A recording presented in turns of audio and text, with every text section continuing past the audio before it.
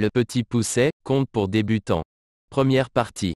Il était une fois un bûcheron et sa femme qui avaient 7 enfants, tous garçons.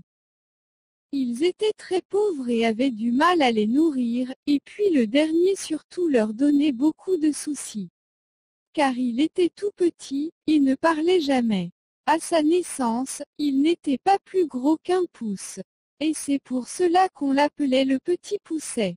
Cependant, il était très malin, très gentil, et s'il parlait peu, il écoutait beaucoup. Un soir, alors que les 7 frères étaient couchés, le bûcheron dit à sa femme, « Il n'y a plus rien à manger depuis des mois. Si nous ne voulons pas voir nos enfants mourir de faim devant nos yeux, il faut les perdre dans la forêt. » La femme protesta, s'indigna.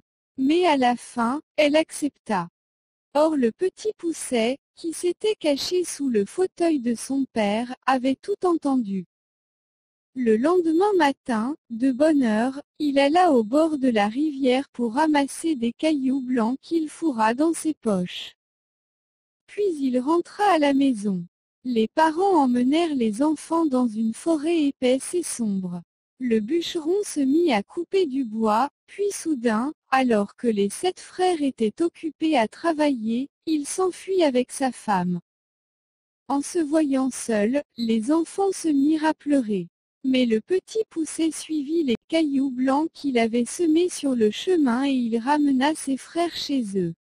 Le père et la mère furent très heureux de les revoir, d'autant plus que le seigneur du village leur avait envoyé de l'argent et qu'à présent, ils avaient de quoi nourrir toute la famille. Mais la joie dura tant que l'argent dura. Bientôt la misère revint, et les parents décidèrent à nouveau de perdre leurs enfants. Ils en parlèrent tout doucement, en chuchotant. Mais cela n'empêcha pas le petit Pousset de les entendre. Le lendemain matin, il se leva pour aller ramasser ses petits cailloux, la porte était fermée. Qu'allait-il faire? Il était en train de réfléchir, quand sa mère lui donna un morceau de pain qu'il fourra dans sa poche. Il eut une idée. Au lieu des petits cailloux, se dit-il, je vais jeter sur le chemin des miettes de pain. Les parents emmenèrent leurs enfants dans l'endroit le plus obscur de la forêt, puis ils s'enfuirent. Le petit Pousset pensait pouvoir retrouver son chemin, comme la première fois. Mais les miettes avaient disparu, les oiseaux étaient venus, qui avaient tout mangé. Les enfants se mirent en route, et plus ils marchaient, plus ils se perdaient. La nuit vint. Alors le petit Pousset grimpa en haut d'un arbre et il vit une petite lueur, qui ressemblait à une chandelle. En suivant cette lumière, les enfants arrivèrent devant une maison. Pour finir, définissez les mots suivants: une chandelle, des cailloux, nourriture, pleurer, des miettes. Et puis, répondez à ces questions.